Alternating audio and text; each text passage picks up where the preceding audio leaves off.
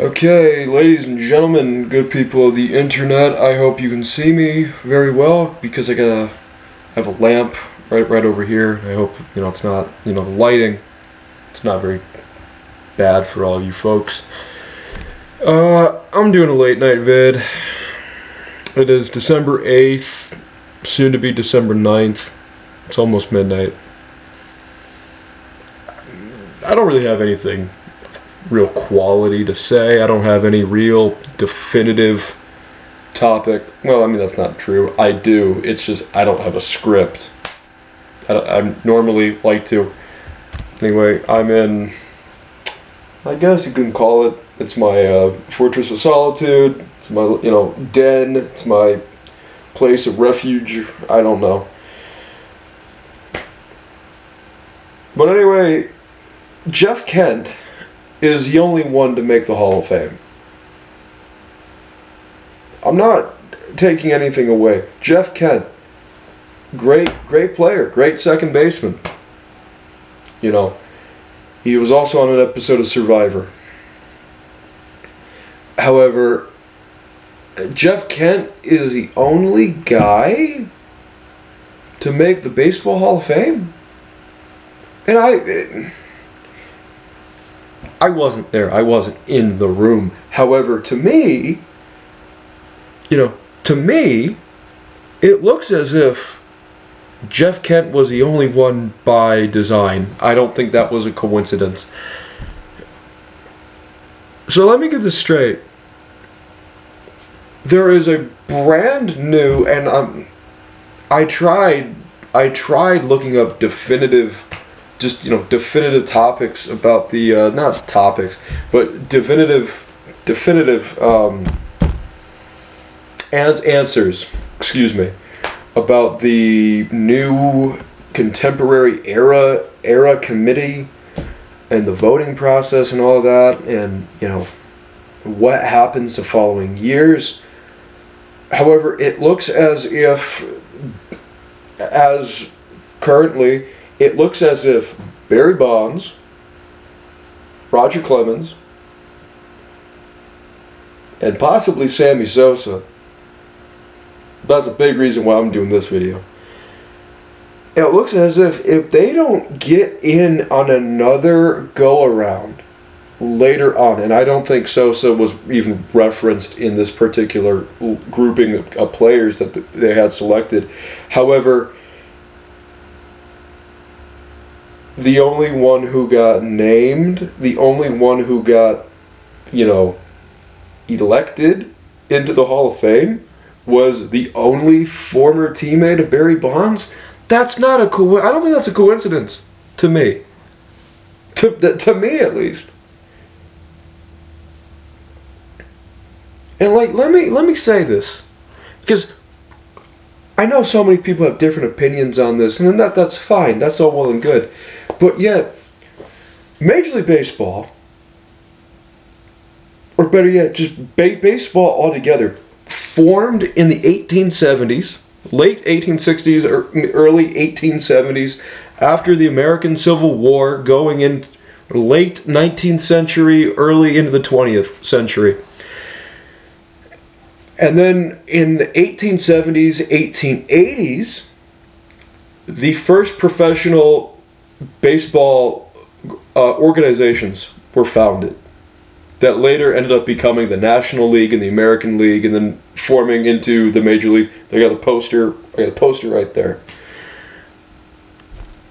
That's the rough history there. However, in the early days, it was alcohol. It was alcohol, soda pop, pills, and other various forms of medicine. Then after that, it became amphetamines. That was the drug of choice. Then after amphetamines, it was cocaine. And then after amphetamines, it was steroids. So it went from, let me rehash this again. It went from alcohol and soda / pills and, other various forms of medicine. And after that, it went from that to amphetamines / greenies which was used for decades, then used for cocaine, which was used for decades, cocaine along with other various forms of psychotic drugs. And then after that, it was steroids. After steroids, it's going to be something totally new and different. So why is this Hall of Fame voting process playing pretend that drugs and performance-enhancing drugs are just now a brand new thing in baseball within the last 20, 30 years? They've been there from day one. I'm not defending it. I'm not saying it's all nice and good. No, it's been there from day one. And people love to look at it from a Disney Channel perspective of where it's, well, this is how things need to be done. Well, you can't have it both ways. You can't have it both ways. And when you elect and you select people who failed drug tests, it didn't matter how and why they failed the drug test. They failed the drug test. A lot of them are in the Hall of Fame. David Ortiz being a tremendous example of that. From the 2003, drug testing, that they did, which was supposed to be, according to Major League Baseball, the 2003 drug tests were supposed to be a secret. It was supposed to be, private. No one was supposed to be aware of it. Then how the hell did the New York Times and all the other newspapers, Chicago, New York, Seattle, LA, Dallas, ESPN, how did they all become aware of it? Well, someone clearly leaked that information to them. Again, that's the way how it seems to me.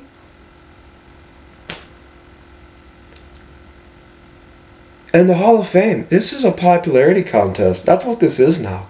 Because if it was the Hall of Fame, it would be about, if it was a Hall of Fame, excuse me, I'm sorry, but it would be about actual individual accolades, statistics, achievements, but it's not. Because if it is, Phil Cavarretta would be in the Hall of Fame, Randy Myers would be in the Hall of Fame, Mark Grace would be in the Hall of Fame, Alfonso Soriano and Sammy Sosa would be in the Hall of Fame. But, and even Stan Hack, I forgot about him. But, and yeah, I know, you're going to come back and say, oh, they're all Chicago Cubs, or oh, they all played in Chicago. Yes, true, yeah. Look them all up. Look them all up. Randy Myers had the save record forever. Oh, so Trevor Hoffman's in? Okay, so Trevor Hoffman's a big deal, but we're going to forget about Randy Myers? Come on. Mark Grace has the most hits of anybody in the 1990s. And he's in that grouping. Mark Grace for the first base position. He's in that category with, I know Mark Grace didn't hit a lot of home runs, but he's in the same category with guys like, Paul Konerko and Carlos Delgado, who are trying to make the Hall of Fame and are not making the Hall of Fame. Don Mattingly, Keith Hernandez, Mark Grace, Carlos Delgado, Paul Konerko, these are guys who should make the Hall of Fame without any shred of a doubt. And they're not going in. Why? Why? I have family in Ohio. I have family in Ohio. Love them dearly. They're Reds fans. Growing up, I watch MLB Network, and everyone wants to talk about how great Joey Votto is. Why? Because he gets walks. So Joey Votto is going to make the Hall of Fame because he can get walks. But yet Mark Grace, with 400 more hits than him, Mark Grace, who has a lifetime .303 batting average, is not going to make it? Why? Mark Grace, who had more base hits than basically anyone when he played, is not going to make it. Mark Grace, who has the single individual, I have to double check it, but it's at least in the top 5. Mark Grace, in pure single season individual playoff performance, he has a top 5 highest on base percentage and batting average. Derek Jeter can't say that.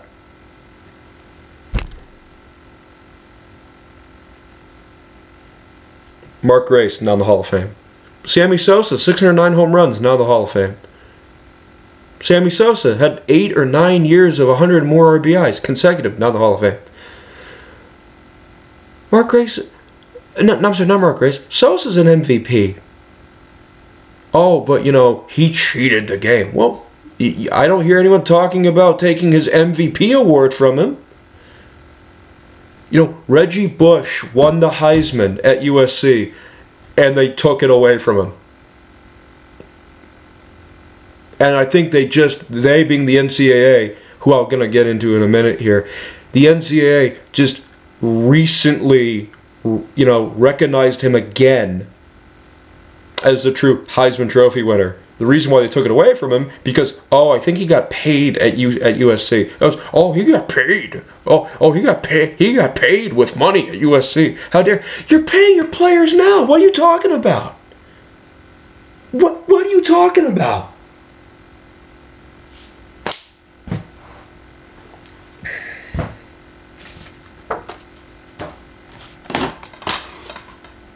Blues Brothers. Great movie, by the way. I'm thinking about getting this framed because I don't think the DVD really works anymore because I didn't take good care of it as a kid when I first got it. Yeah. I want to get this framed. Blues Brothers. Great movie. Blues Brothers 2000 is horrible, though. But, no. Phil Cavarretta played for the Chicago Cubs in the 30s and the 40s. Cubs, and then he played for the White Sox after, and then he coached both the Cubs and the White Sox. Phil Cavarretta came up when he was 17 years old from Lane Tech High School, and he played till he was basically 40. He played 17 World Series games, hit .317 postseason batting average, won the 1945 MVP. He won a batting title, and not in the Hall of Fame. Stan Hack, one of the best third basemen of all time, not in the Hall of Fame. But, if they were Dodgers, Mets, Yankees, or Giants, they would be in. Oh, but, they play for the Chicago Cubs. And they weren't bad players. They're winning on National League pennant winning teams on an almost annual basis. But, again, not in the Hall of Fame. Sure. Okay. Oh. It's a popularity contest. It's what it is.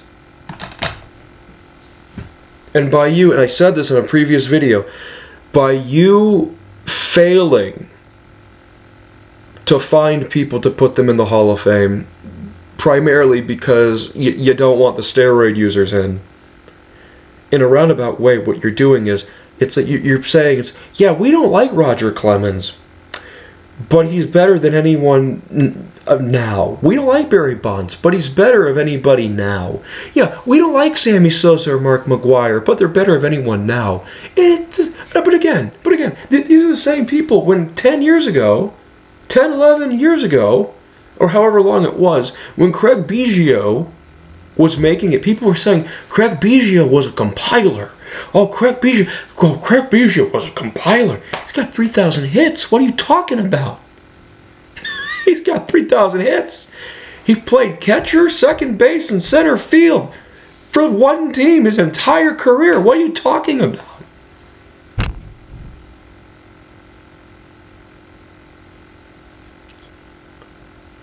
He was the greatest teammate you could possibly ever have. But no. I don't know if it's fantasy baseball, or if it's the video games, or if it's just the torpedo bats, or whatever it is, deep frying people's brains and emotions about, what's a Hall of Famer is. Much like, I got the football cards right here. I'm comparing a different sport. I know it. Where is it? Hey, Chicago Bears. Hey, Chicago Bears fan, remember this guy? Hey, remember him, David Montgomery? Yeah. He's in Detroit because you suck.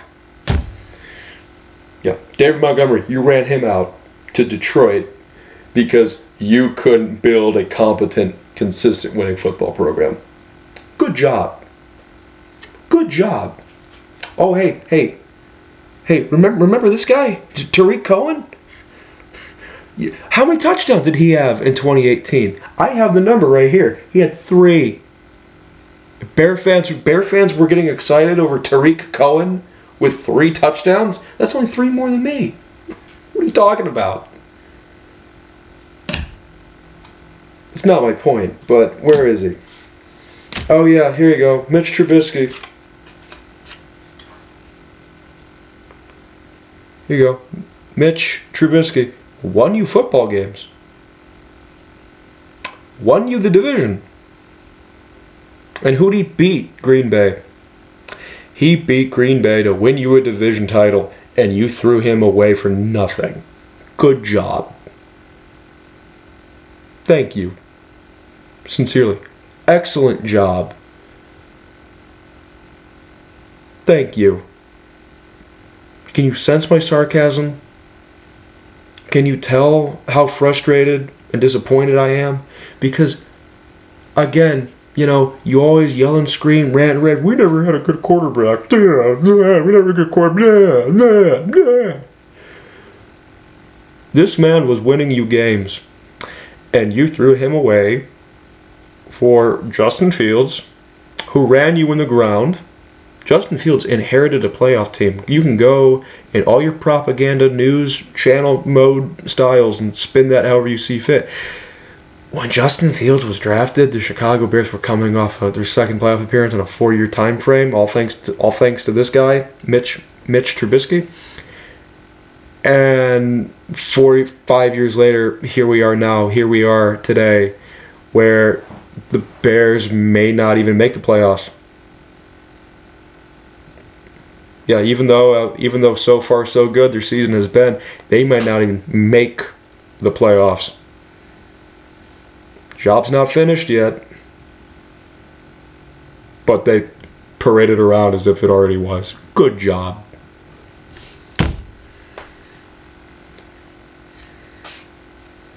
Oh, here's another guy. I forgot about him. How could you forget about him? He was, you know what? He was so great. He was one of the best players this organization has ever had. And they couldn't even be bothered to give him a contract negotiation. Couldn't even be bothered. One of the great defensive players of his generation, Roquan Smith, and they couldn't even be attempted and bothered to give him a contract negotiation. They wonder why they lose football games. Oh no, let's send him out to Baltimore with the Ravens. Good job. Good job. And people wonder why I make fun of the McCaskey family, who owns and operates the team. People wonder why I make fun of the general management group in the way that I do. You have one of the best players in your entire team's history, and you don't even try to even make one communication to the guy, and you throw him away out for nothing. Like, this is a person that you most definitely threw away for nothing. And then it's like, oh, we gotta go make all these trades for Montez Sweat. Gotta go, you know, get C.J. Gardner-Johnson and, you know, make all these really crappy draft picks for all these defensive players and talent. You already had a defense. You blew it up. What are you talking about? You threw away. I'm not finished. You threw away a really good team. You threw away an amazing team. All because you had a field goal kicker who couldn't kick a field goal. You knew that going in. You knew that going in. Look. sorry, I'm trying to make sure that, you can see it through the camera. But send them all, let's send them all out of town. Yeah. Let's disband the team. Because see what happens when you have a field goal place kicker who can't kick a field goal. And you know that going in. You knew that going in. And you let it happen. You let it play out. Oh, don't ask questions. You knew that going in. And again, I'm not looking for that. I'm not looking for them. Actually, no, I will. I'll get the Mitch Trubisky card again for you good people out there. Because, again, I have another point to prove. Because I am so sick and tired of hearing about it as a Bear fan. I'm so sick and tired of hearing about it from all my friends and, family and anyone who I know, who I talk football with. Again, because everyone wants to talk about how we never had a good quarterback. Well, that's not true. I mean, this guy was a Pro Bowler. This gentleman right here, he was a Pro Bowl quarterback. He threw 6 touchdowns in one game. 7 is the record. He was the only reason why that entire offensive system worked. They attempted to replace him with numerous different quarterbacks, and it has never succeeded without him. One of the quarterbacks that they tried replacing him with was a Super Bowl championship winning Super Bowl MVP guy with the name of Nick Foles, who the Bears organization was forced to trade for because the head coach at the time was a gentleman by the name of Matthew Nagy, who allegedly had a great working relationship with Nick Foles. I don't have a Nick Foles card here, so just bear with me. But anyway, they benched Mitch. He was 4-1 at the time. They put in Nick Foles. They lost 6 games straight, and they had to admit their defeat, put him back in, put Mitch back in. He won them all the games in 2020, and they threw him away for nothing. That's how they repay their people here. Hey, you saved us from getting humiliated after we made a horrific, awful personnel decision. Much like how this gentleman here, you know him, Jay Cutler. And where are the statistical data? Oh yeah, it's right here. I remember it. Look at the statistics right here. This is a gentleman that you benched. The final game of the year. He'd have 30 touchdowns. He'd surpass Eric Kramer. He'd get the 4,000, and you would never have to hear about it ever again. But no, you had to go play your hand, and you lost a really crappy game of poker. You had really shitty poker cards at the poker table, and you didn't want to admit it. And you went full force with it. This is a guy that when they made the trade for him, it was a where were you moment. And how did they handle it? Horribly. They never built an offense for him. They never got him any consistent wide receiving help. They threw away his best receiving pass catching target, which was Greg Olsen, who is a borderline Hall of Famer. Bears have Greg Olsen. I talked to people about that. So many people pretend that never happened. Chicago Bears have Greg Olsen,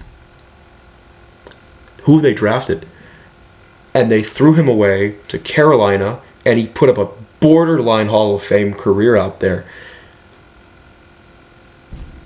And there was a revolving door, with Zach Miller, Martellus Bennett, Trey Lance. No, not Trey Lance. It was Trey something or other. His name was Trey. He was from Philadelphia. And he did Trey Burton. I forgot. It was Trey Burton, and he hardly ever played.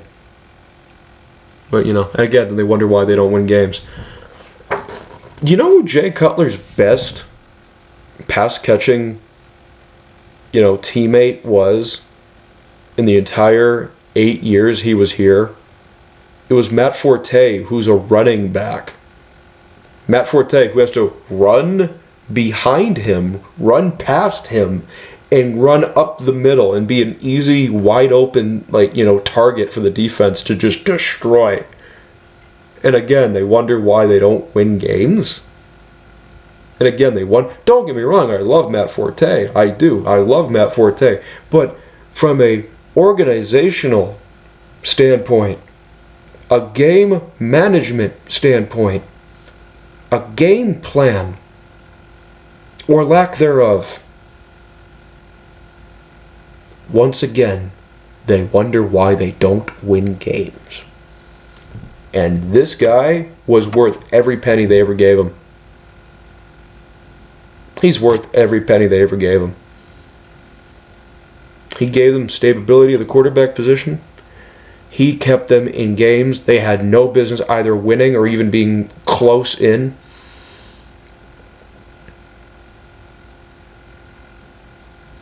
If he never got hurt, I'm telling you, if he never got injured in that playoff game, the last 15 years are completely different.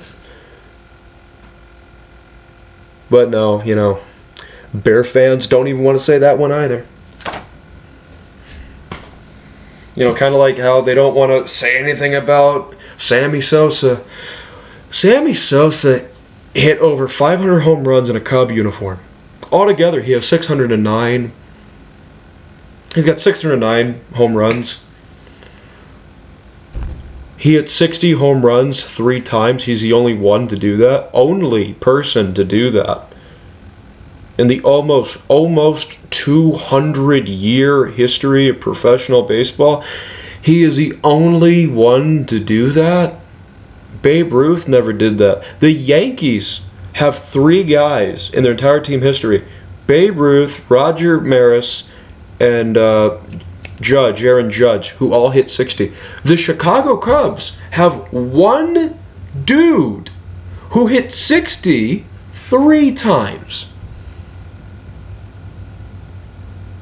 Who they got in a trade for George Bell, I think it was, from the South Side Chicago White Sox. You don't even know who George Bell is. That's the greatest trade the Cubs have ever done. It is. It really is. Because for those of you who don't know, and let me put this into perspective, there was no wild card game for the longest of time. There weren't even divisions. From 1903, the first World Series between National and American League, 1903 to 1968, there's no playoff tournament.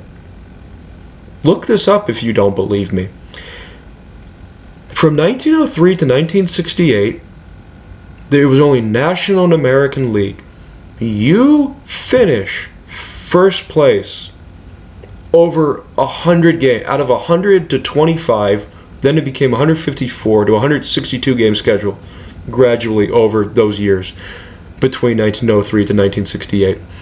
From 1903 to 1968, you finish first place out of National or American League, and you immediately go to a World Series and you have to win 4 games.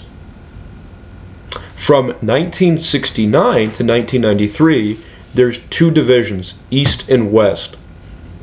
Now you have to win 2 playoff rounds. Win your division out of East and West, and then win 2 playoff rounds.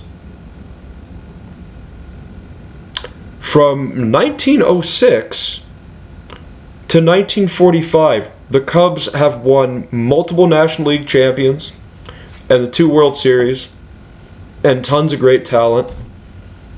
No one ever viewed them as the lovable losers because they never were at that time. 1946 to 1983, they never made playoffs. From 1946 1983. They don't make postseason at all. Translation, they were never a first place team. They were either never in contention or they shat the bed in the last minute.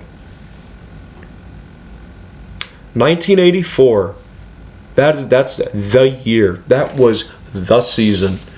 The season of all seasons, where the great and the powerful and the epic Chicago Cubs became the literal, honest-to-God baseball equivalent to the X-Men. Ryne Sandberg and Ron Cey and Rick Sutcliffe and Leon Durham and all of them, they were amazing. They were amazing. They win the division. It's amazing. They put the Chicago National League Baseball franchise back on the map. Granted, sure. They lose in the playoffs in not such great fashion. And then 1989, they win the division again. Okay, so people look at them differently now. 1993, they make the trade for Sammy Sosa. Sosa single-handedly carried them. I'm not even kidding. Granted, sure, yeah, in the 90s, mid-late 90s, there was Ryne Sandberg, but he's at the end of his career. And there's Mark Grace, I love Mark Grace, I do. But he just hits singles and doubles. That's all he does. He hits singles and doubles. He doesn't hit many home runs. He doesn't really steal bases. Sammy Sosa was so dominant of a player, of an athlete, of a just all-around pure baseball talent. He carried them a lot, and he single-handedly, a lot of people went to the games, watched the games, because the Cubs were on WGN. WGN was all over the nation at the time. They watched Cub games solely for Sammy Sosa at that moment of time. Not questionable. That's not questionable. That happened a lot more than people want to admit these days. And again, he carries them. Remove Sammy Sosa off the 1998 team. What do? Even though there's Mark Grace. There's Mark Grace. There was Kerry Wood.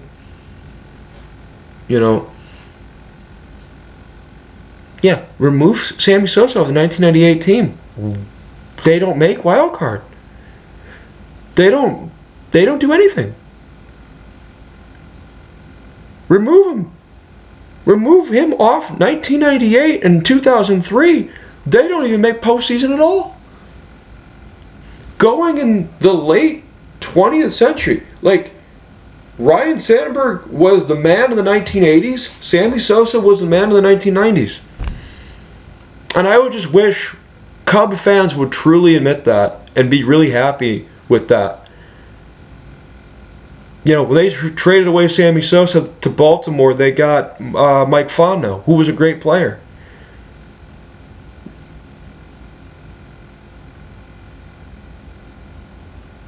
But again, I speak to so many baseball fans. I speak to so many Cub fans, and they say more for Pete Rose than they do their own guy. They want to talk to me about loyalty. They want to talk to me about, fandom and cheering for your team. If you're a Cub fan, no, live in reality. If you are a baseball fan of anybody and you cheer, and I'm sorry, I'm rearranging my desk. I don't really have a computer desk. I have one of those folding tables, that it's got the legs, but it folds in, because it's the only thing I can use right now. I don't have a computer desk. But no, I'm just so sorry. If you are a baseball fan of any team, and you say more about Pete Rose than your own guy, if you're a Giants fan and you're in favor more of Pete Rose and Bonds, if you're a Yankee fan and you're more in favor of Pete Rose and Alex Rodriguez, if you're a St. Louis Cardinal fan and you're more in favor of Pete Rose and Mark McGwire, I don't know what to tell you at that point of time. Because, Pete Rose didn't play for your team. Pete Rose never played for the Cubs. What did he do? He played on 3 divisional rivals, and he beat them. He didn't need to do anything for me. What did he do? Oh, he bet on games, and he fixed games. He bet against his own team. You can't convince anyone otherwise. That's why he's not in. We just had the Hall of Fame vote. And Pete Rose is on some kind of committee. And look, I understand people love the guy, but come on. Pete Rose broke the rules, and he was the only one to benefit off and get more popular off breaking the rules. You say Sammy Sosa's name in the 2000s, like 2004 onwards, to a Cub fan, oh, it was nothing good. Believe me, I know, I was there.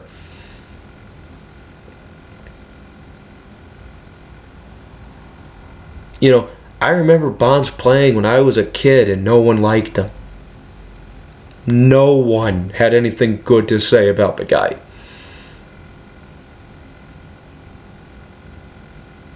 Alex Rodriguez, I remember him playing when I was a kid, all the way up until high school, and no one had anything good to say about the guy. And here's another sidebar to the entire steroid thing.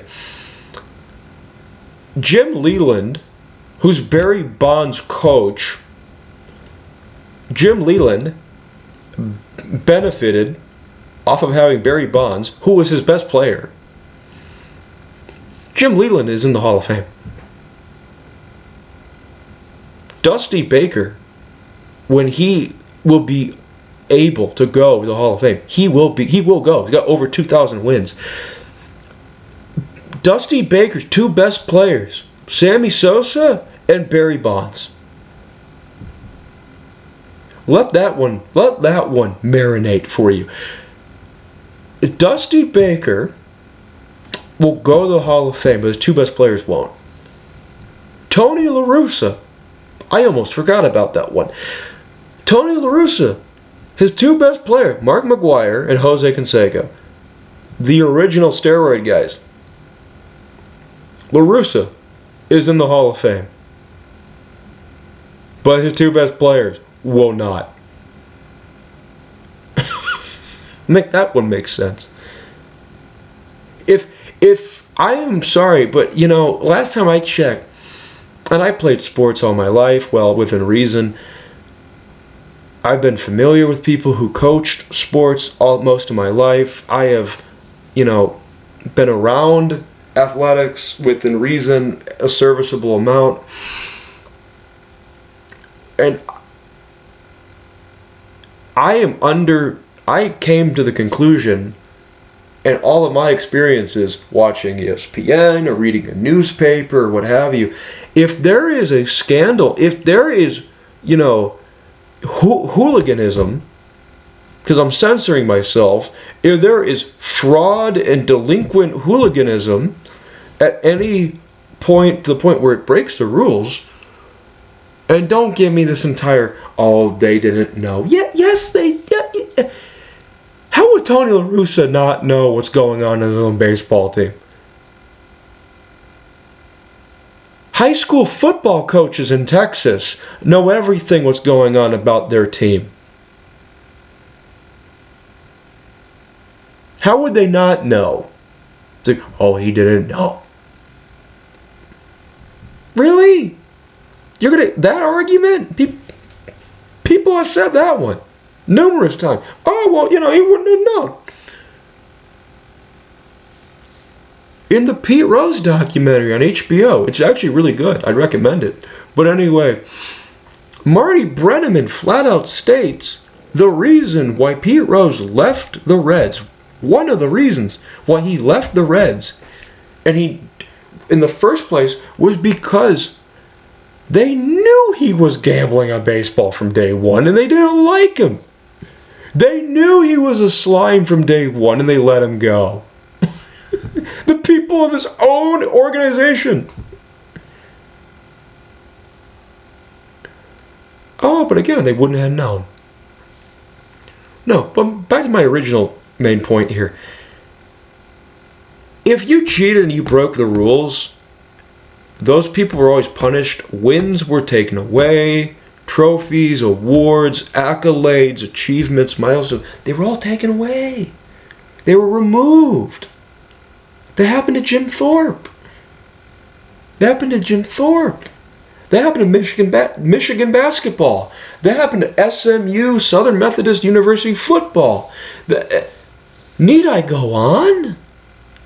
That happened to a Little League baseball team 10 years ago. You know the one from Chicago? That won the whole thing? They met Barack Obama? Oh, but if you're that offended, Hall of Fame voters, if you're that offended, middle-aged America baseball fans, if you're that offended that people want to see the steroid guys in the Hall of Fame, why are you okay with the coaches who allowed it to happen to go in?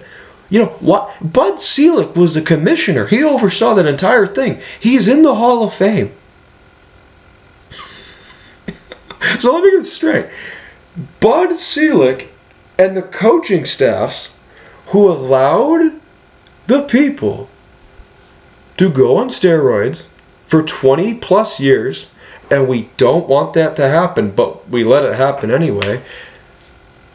You're going to do a drug test, but you're not going to punish them. You're not going to suspend them. So in reality, they never broke a rule. You're mad that they broke a rule, but you never punished them for anything in that time period. So they never did anything wrong. You grandfathered in a rule. That's what you did. My grandmother is 95 years old. Most of her life, she's never worn a seatbelt. Seatbelts, for most of her life, were not even mandated. That's as if the federal United States government went to my 95-year-old grandmother, knocked on her door, and said, hey, we know for sure, in these years, you never wore a seatbelt. Out of 365 days of the year, in this time, this point of time, hey, here's all of these citations we're going to give you. That's the equivalent of what they're doing. That matches up to what they're doing with the Hall of Fame vote. Not wanting Sammy Sosa in, not wanting Mark McGwire in, not wanting Barry Bonds in, dare I say Manny Ramirez in.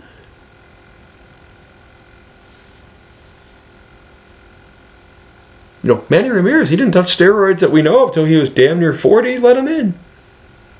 That's better than the Barry Bonds argument. With Barry Bonds, he had 3 MVPs before he did steroids. He has 7 MVPs. So before any steroid allegation, Barry Bonds had 3 MVPs. He got 4 more after it. So let that one make sense. We think that you're cheating and disgracing the game, but here you go. Here's 4 more MVP awards. 3 out of that 4 were consecutive, by the way. Look that one up if you don't believe me. See, again, so many people that I've known and deal with on a daily scale, they don't like what I have to say, but they never call me a liar.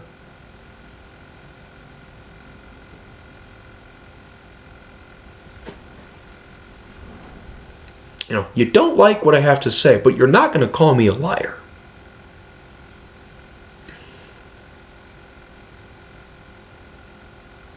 Because I'm right. You're not even going to argue with me. This is a joke. Dave Ortiz is in the Hall of Fame. He was on that drug test from 2003, the one that was supposed to be a secret. Again, the one that was supposed to be a secret that Major League Baseball obviously leaked to the public. So when it was David Ortiz, he's Boston. Boston Red Sox went forever not winning the World Series.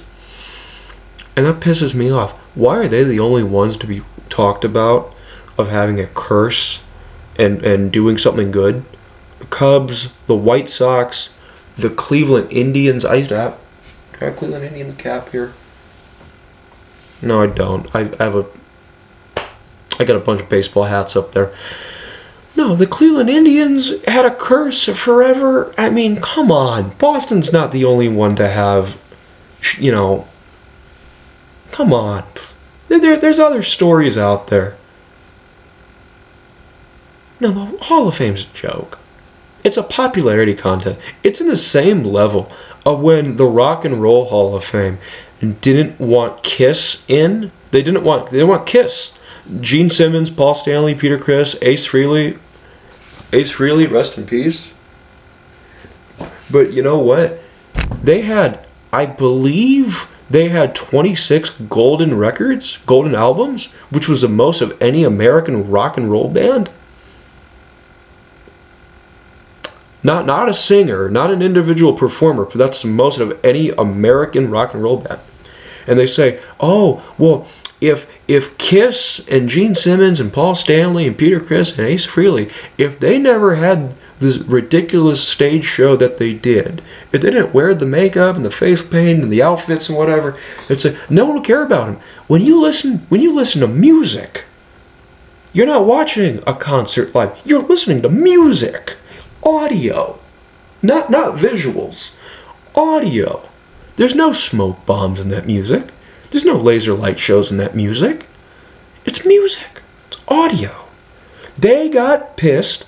They, being the other musicians, got pissed because they didn't want to see Gene Simmons be happy.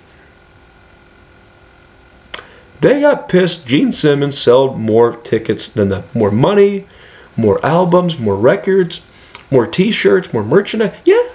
Yeah, people say, oh, Gene Simmons is a sellout. Yeah, he's in a business. What do you mean? What? So Gene Simmons is a sellout? The entire thing's a sellout. It's money. This is America. You can cut a deal. ACC, you can cut a deal. You want Notre Dame to be gone? Notre Dame can't make college football playoff. For what reason? Oh, they got 2 losses. They won every other game.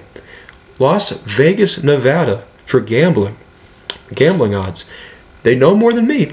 Gambling odds. They had Notre Dame initially the 4th best odds of winning the entire thing.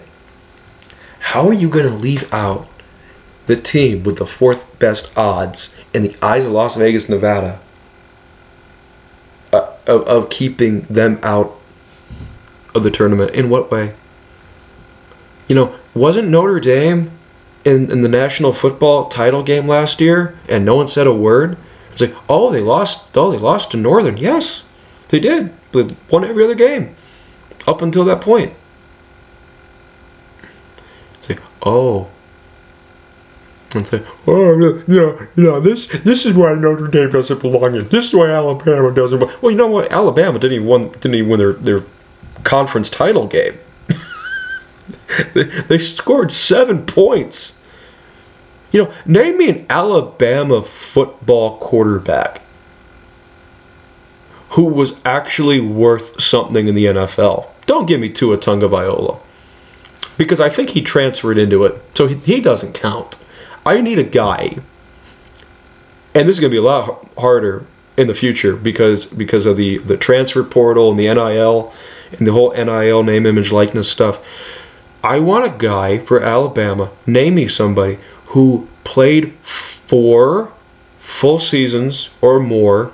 He was redshirted possibly or whatever. I don't know. Just give me a guy who went to Alabama, was good at Alabama, went to the NFL, and was actually unanimously, everyone looked at him and said, yeah, that guy's awesome.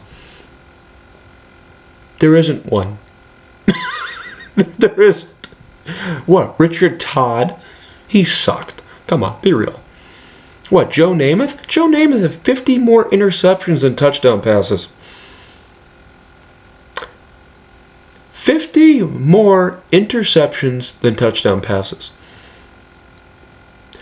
I'm pretty sure somebody off of an 8-man football team could do better than Joe Namath did. Well, they'd at least take it more seriously than what he did.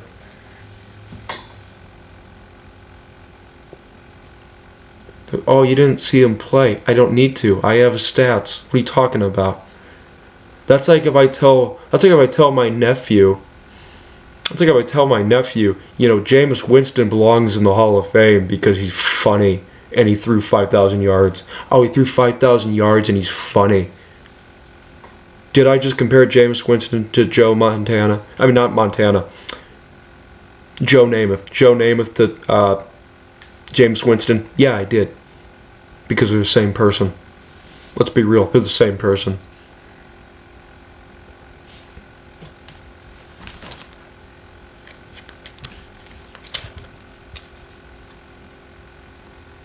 I thought all the X-Men movies sucked, by the way. The first one was cool. The second one had a couple cool scenes with Nightcrawler. 3, I love the third one for how completely unhinged it is. On the journal, bitch! I like that. No, 3, I love 3. I like 3 a lot. But 3 is not a good movie. Days of Future Past was awesome. Age of Apocalypse was bad. Dark Phoenix was horrible. Oh my goodness, it was awful. And now I don't know what Marvel is going to do with it. I don't know what the MCU is going to do with that.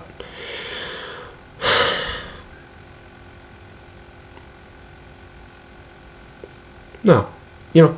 I relate so hard with the baseball voters, with the people who made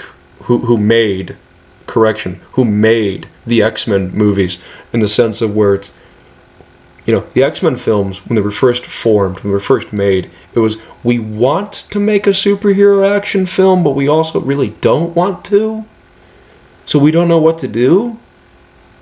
What would you prefer? Yellow spandex? Yes. And I hate that line so much. And it was said in such a, mean-spirited, backhanded way. But no, it's just the Baseball Hall of Fame.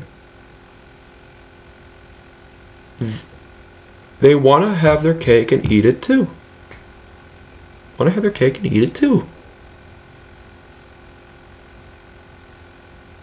Hall of Fame, again, on this platform, will be an entire thing all on its own. It really will be. Again, Randy Myers. Wasn't he a playoff MVP? Didn't he win a couple World Series? And he had like 53 or 54 saves. Not in the Hall of Fame? Why? Alfonso Soriano, 412 home runs, 2,000 hits, 40-40 man. 7 straight All-Stars, All-Star MVP. 4 Silver Sluggers, not in the Hall of Fame.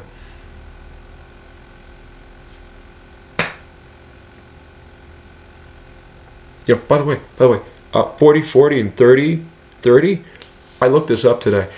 Only 51 people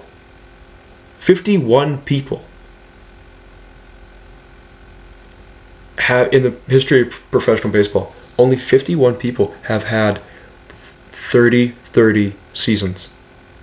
That's it. That's literally it. That's an elite grouping. That's an elite, all-time great caliber of people.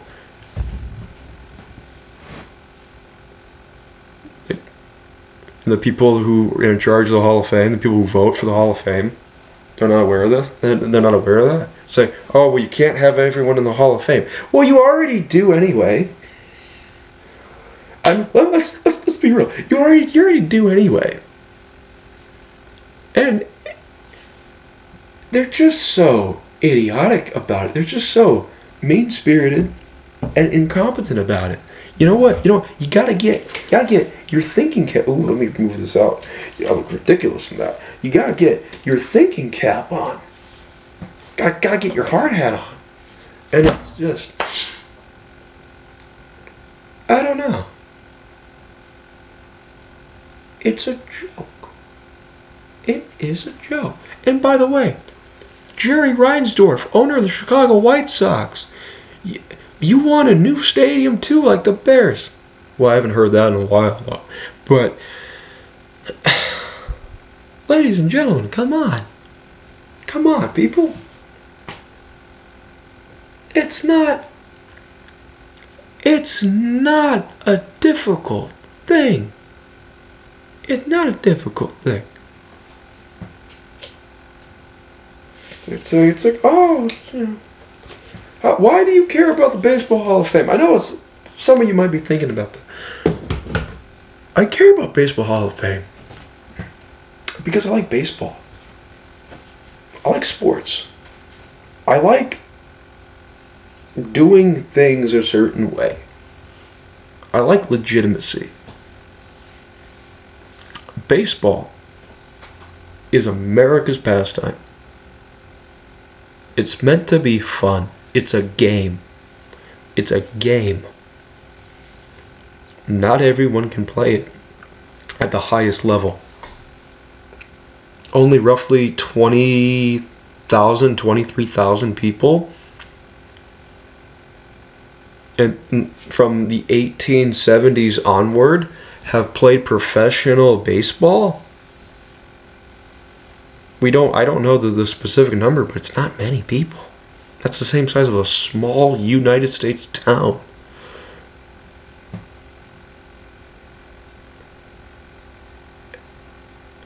And they make it so challenging. They make it so difficult. No. Like, why? I want to talk about Golden Gloves. Yadier Molina with gold gloves. Keith Hernandez at first base. Got 11, most of any first baseman down the Hall of Fame. Why? So first base is a defensive position. No, it isn't. No, it's not. There's only one definitive. Excuse me, I'm putting my leg on my other leg here. There's only one definitive, everyday, guaranteed offensive position in baseball, and it's called the designated hitter. When you play left field, you play defense. When you play center field, you play defense. When you play right field, you play defense.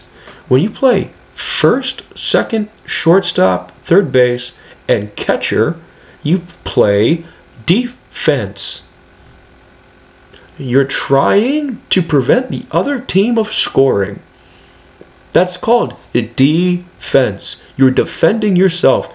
Defense. You only play offense when it's your turn to bat. That's literally it. And you got to sit through 8 other people. And the people want to talk about how first base is an offensive position and Keith Hernandez can't go. Keith Hernandez has 2 MVPs, 2 World Series champions, 11 Golden Gloves. And he was on an episode of Seinfeld, and he's a tremendous baseball broadcaster, and a lot of people like him and respect him, and you want to tell me how he doesn't deserve to be in the Hall of Fame? I'm a Cub fan, I'm saying this. That's how good Keith Hernandez was. Cardinal fans never bring this up. Oh, but we're the best fans in baseball. You never bring that up. Where were you this season? You weren't that very far away from being a playoff team, and you didn't even show up to your own stadium. John Mozeliak gave you nothing but winning season after winning season, and you treated him like complete shit. But, you know, best fans in all of baseball, right? God, you people are pathetic. Again, you're not going to call me a liar about that.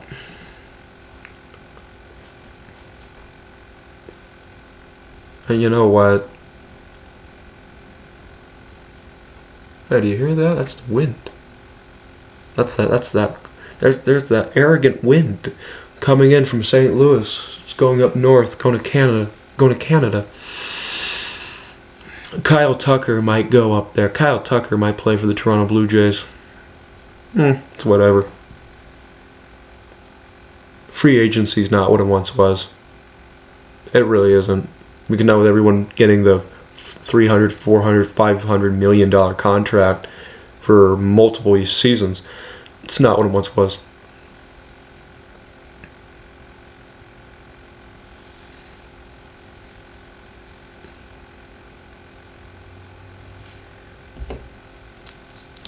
How's your day going? It's going good. Very happy you can spend some time here with me. Quite tremendous. I thank you for that.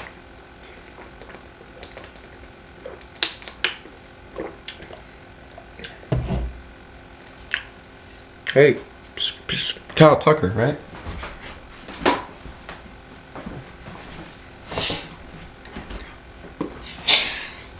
Hey, who am I? I'm Kyle Tucker. No, I think we gotta play. I like Owen Casey. I like Owen Casey as a prospect. I hope they can play him in the future. I hope he's good. I think he's gonna be good. But yet, you know, I don't see the Cubs being any better this upcoming season for 26. I don't see them being any better than what they were this year. I really don't, because if they don't hit the home runs, they didn't make it. Like because the Cubs hit home runs, nothing more, and their offense was not very good, contrary to what people want you to think with run differential and their highest runs scored per average or whatever the hell it was. I watched almost all those games, and I'm telling you, if they didn't hit 5 home runs, 8 home runs in a game, they almost never won. And even when they did, they looked completely lost. Craig Counsell, they paid $40 million? Or, I gotta double check what his contract was, but they made Craig Counsell the highest paid manager in all of baseball. And if they weren't hitting home runs, they were lost. They lost in playoffs, partially because of that. They need pitching badly. And, you know, they gotta know. They need to know who the catcher is going to be. They have to think to themselves who the catcher is going to be. You know, because, you know, Amaya got hurt. He came back, got injured again. Reese McGuire, I don't even want to mention him. They got Reese McGuire. That's enough in itself. And then Carson Kelly, they discovered him from cheap off of basically the scrap heap, and he did a good job, played amazing. And he's 30. I mean, that's not like old. People say 30 is the new 20, but I don't know. I don't really know how long that one can go either. And the pitching prospects have been questionable lately. The winter meetings have been questionable lately. Kyle Schwarber is going to be, like, if they go for anyone in free agency, the thing that they need to do at a minimum is offer Kyle Schwarber a lot, and I mean a lot of money. A lot of money. you at least put that offer on the table. Look at me, I'm doing the Don Cherry with my hands. He's a good player, but he's nobody. Or Don Cherry. I miss seeing him on TV. I miss seeing him on TV. Hockey games are not the same without him. They're not. Hockey Night Canada is not the same without him. Watch that movie. If any of you have Amazon Prime, it's long, but it's good acting, good story, worthwhile. I recommend it. The Don Cherry story on Amazon Prime. It's free. You don't have to pay for it. It comes with this, the Amazon Prime subscription. I've seen it. It's very, very, very, very, very good. I'd recommend that. I'd recommend that to anybody. But basically, yeah, I think I touched base on all my topics here. Let us know in the comments, because we got some cool baseball cards and stuff. Because we're thinking about doing baseball cards, football cards. We've been thinking about doing a show about that. Or I want to anyway. I want to anyway. But anyway, I'm just here in my dorm. It's almost 1 o'clock in the morning. We've been together for about an hour and almost 7 minutes. I'm waiting to the... There we go, an hour and 7 minutes. Yeah, you want to listen to me ramble and talk about sports, about comic books, X-Men, whatnot, and it's